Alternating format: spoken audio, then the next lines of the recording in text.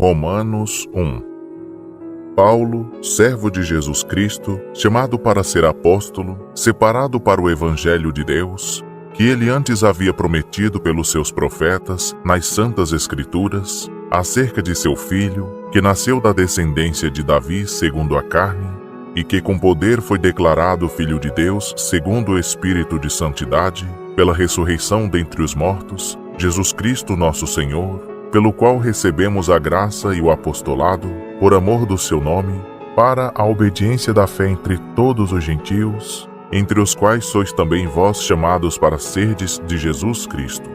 A todos os que estáis em Roma, amados de Deus, chamados para serdes santos. Graça a vós e paz da parte de Deus nosso Pai e do Senhor Jesus Cristo. Primeiramente dou graças ao meu Deus, mediante Jesus Cristo, por todos vós, porque em todo o mundo é anunciada a vossa fé. Pois Deus, a quem sirvo em meu espírito, no Evangelho de seu Filho, me é testemunha de como incessantemente faço menção de vós, pedindo sempre em minhas orações que, afinal, pela vontade de Deus, se me ofereça boa ocasião para ir ter convosco. Porque desejo muito ver-vos, para vos comunicar algum dom espiritual, a fim de que sejais fortalecidos. Isto é, para que juntamente convosco eu seja consolado em vós pela fé mútua, vossa e minha. E não quero que ignoreis, irmãos, que muitas vezes propus visitar-vos, mas até agora tenho sido impedido, para conseguir algum fruto entre vós, como também entre os demais gentios. Eu sou devedor, tanto a gregos como a bárbaros, tanto a sábios como a ignorantes. De modo que, quanto está em mim, estou pronto para anunciar o Evangelho também a vós que estáis em Roma. Porque não me envergonho do Evangelho, pois é o poder de Deus para a salvação de todo aquele que crê, primeiro do judeu e também do grego. Porque no Evangelho é revelada, de fé em fé, a justiça de Deus, como está escrito: mas o justo viverá da fé. Pois do céu é revelada a ira de Deus contra toda a impiedade e injustiça dos homens que detêm a verdade em injustiça. Porquanto, o que de Deus se pode conhecer, nele se manifesta, porque Deus lhe o manifestou. Pois os seus atributos invisíveis, o seu eterno poder e divindade, são claramente vistos desde a criação do mundo, sendo percebidos mediante as coisas criadas, de modo que eles são inexcusáveis. Porquanto, tendo conhecido a Deus, contudo não o glorificaram como Deus, nem lhe deram graças, antes nas suas especulações se desvaneceram, e o seu coração insensato se obscureceu.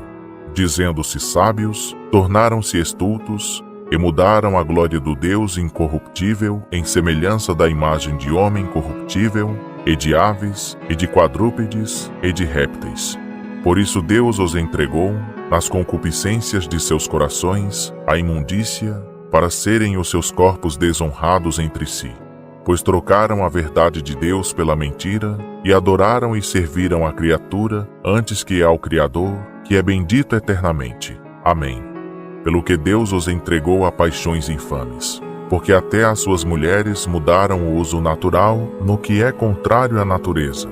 Semelhantemente, também os varões, deixando o uso natural da mulher, se inflamaram em sua sensualidade uns para com os outros, varão com varão, cometendo torpeza e recebendo em si mesmos a devida recompensa do seu erro.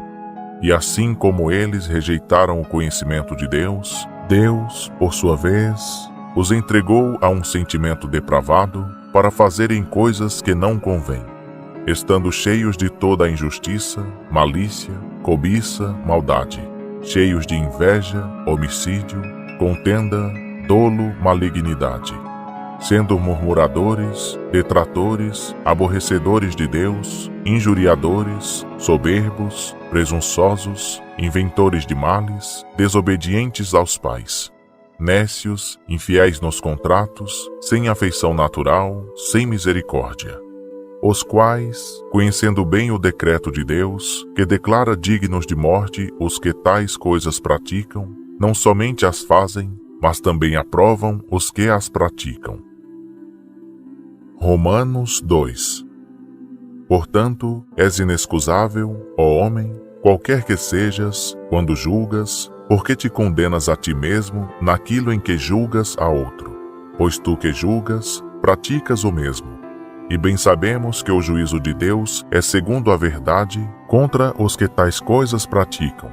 E tu, ó homem, que julgas os que praticam tais coisas, cuidas que, fazendo-as tu, escaparás ao juízo de Deus? Ou desprezas tu as riquezas da sua benignidade, e paciência e longanimidade, ignorando que a benignidade de Deus te conduz ao arrependimento? Mas, segundo a tua dureza e teu coração impenitente, entesouras ira para ti no dia da ira e da revelação do justo juízo de Deus, que retribuirá a cada um segundo as suas obras. A saber, a vida eterna aos que, com perseverança em favor ou bem, procuram glória e honra e incorrupção, mas ira e indignação aos que são contenciosos e desobedientes à iniquidade, tribulação e angústia sobre a alma de todo homem que pratica o mal, primeiramente do judeu e também do grego. Glória, porém, e honra e paz a todo aquele que pratica o bem, primeiramente ao judeu e também ao grego, pois para com Deus não há acepção de pessoas. Porque todos os que sem lei pecaram, sem lei também perecerão, e todos os que sob a lei pecaram, pela lei serão julgados. Pois não são justos diante de Deus os que só ouvem a lei, mas serão justificados os que praticam a lei. Porque, quando os gentios, que não têm lei, fazem por natureza as coisas da lei, eles, embora não tendo lei, para si mesmos são lei, pois mostram a obra da lei escrita em seus corações, testificando juntamente a sua consciência e os seus pensamentos, quer acusando-os, quer defendendo-os, no dia em que Deus há de julgar os segredos dos homens, por Cristo Jesus, segundo o meu evangelho.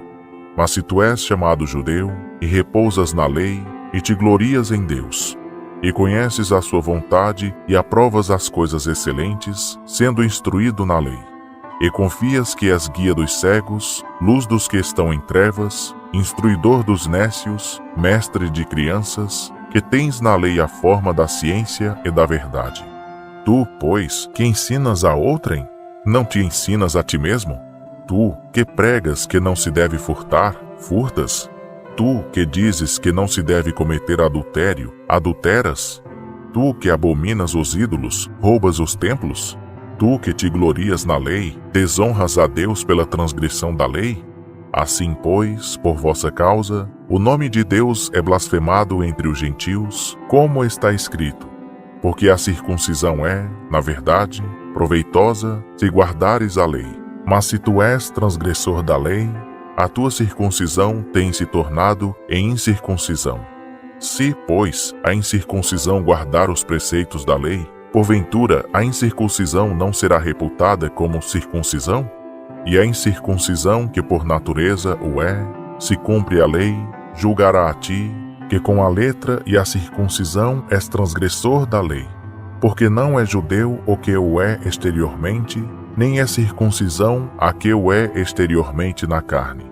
Mas é judeu aquele que o é interiormente, e circuncisão é a do coração, no espírito, e não na letra, cujo louvor não provém dos homens, mas de Deus.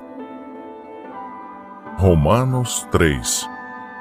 Que vantagem, pois, tem o judeu, ou qual a utilidade da circuncisão?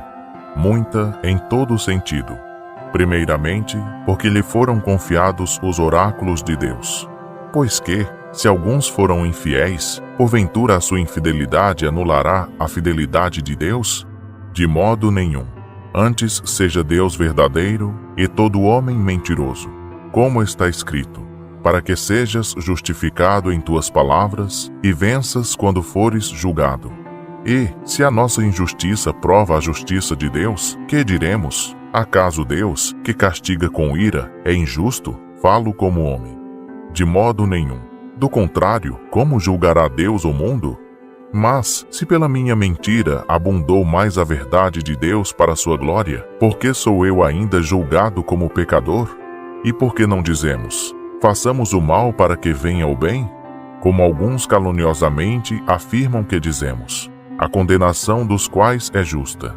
Pois que somos melhores do que eles? De maneira nenhuma, pois já demonstramos que, tanto judeus como gregos, todos estão debaixo do pecado. Como está escrito: não há justo, nem sequer um. Não há quem entenda, não há quem busque a Deus. Todos se extraviaram, juntamente se fizeram inúteis. Não há quem faça o bem, não há nenhum só. A sua garganta é um sepulcro aberto. Com as suas línguas tratam enganosamente. Peçonha de áspides está debaixo dos seus lábios. A sua boca está cheia de maldição e amargura. Os seus pés são ligeiros para derramar sangue. Nos seus caminhos há destruição e miséria.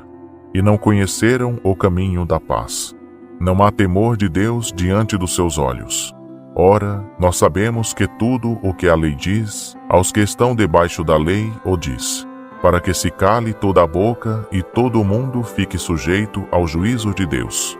Porquanto pelas obras da lei nenhum homem será justificado diante dele, pois o que vem pela lei é o pleno conhecimento do pecado. Mas agora, sem lei, tem-se manifestado a justiça de Deus, que é atestada pela lei e pelos profetas.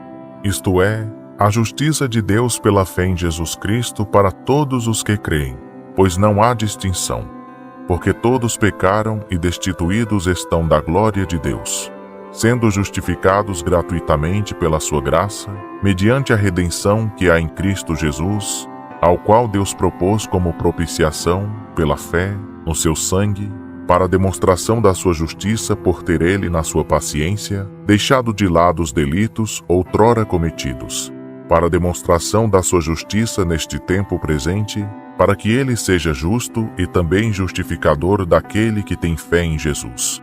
Onde está logo a jactância? Foi excluída. Por que lei? Das obras? Não, mas pela lei da fé. Concluímos, pois, que o homem é justificado pela fé sem as obras da lei.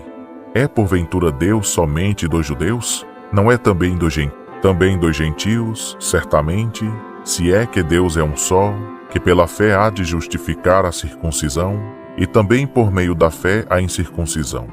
Anulamos, pois, a lei pela fé? De modo nenhum. Antes estabelecemos a lei.